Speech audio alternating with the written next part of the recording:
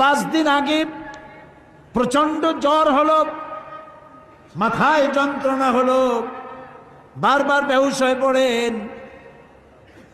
যে রাত্রে ইন্তেকাল করবেন সেই রাত্রে সাহাবায়ে কেরাম কেউ ঘরে ফেরে নাই, সবাই কাঁদতেছে। সকলের ধারণা নবীজি খুব তাড়াতাড়ি বিদায় হয়ে যাবেন। ঘরের মধ্যে স্ত্রীরা কাঁদেন, জামাই কাঁদেন, নাতি নাতনি কাঁদেন। সব থেকে বেশি কাঁদছেন হযরতে মা ফাতিমা রাদিয়াল্লাহু তাআলা আনহা। রাসূলুল্লাহর হুশ এলো, হযরত ফাতেমার কান্না দেখে কাছে ইশারা করে ডাকলেন, কানে কানে কি যেন বললেন। হযরত ফাতেমার কান্না বন্ধ হয়ে গেল। হযরত আয়েশা ফাতেমাকে ডেকে বলেন, মা তোমার আব্বা জান কি তোমারে বলল, কান্না বন্ধ হলো তোমার?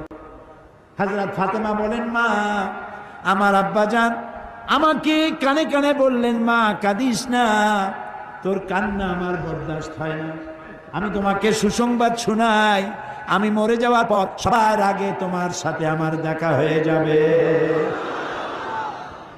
হযরত ফাতেমা বুঝতে পেরেছেন এর অর্থ হলো রাসূলের ইন্তেকালের পরে আত্মীয় স্বজনের ভিতরে সর্বপ্রথম ফাতেমার ইন্তেকাল হবে। হয়েছিল তাই।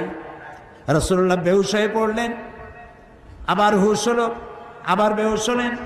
হজরের পরে হযরত জিবরাইল এসে বলছেন, আসসালামু আলাইকা ইয়া রাসূলুল্লাহ, হে আল্লাহর রাসূল, আল্লাহ আপনাকে সালাম বলেছেন আর তিনি জানতে চেয়েছেন আপনি কেমন আছেন।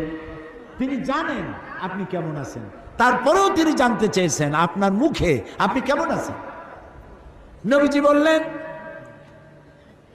আমি বড়ই কষ্টের ভিতরে আছি, অসুস্থ আছি।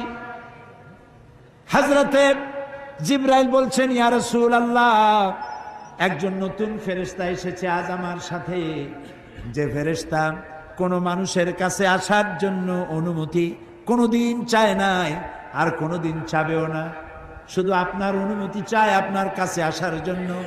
সে ফেরেশতার নাম মালাকুল মউত।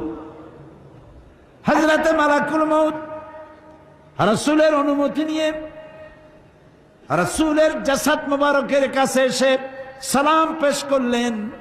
বললেন, ইয়া রাসূলুল্লাহ, আদম আলাইহিস সালাম থেকে নিয়ে শুরু করে এই পর্যন্ত আমি যত মানুষের জান কবজ করেছি আর কিয়ামত পর্যন্ত যত মানুষের জান কবজ করব, কারো কাছে অনুমতি চাই নাই, অনুমতি চাওয়াও আমার লাগবে না।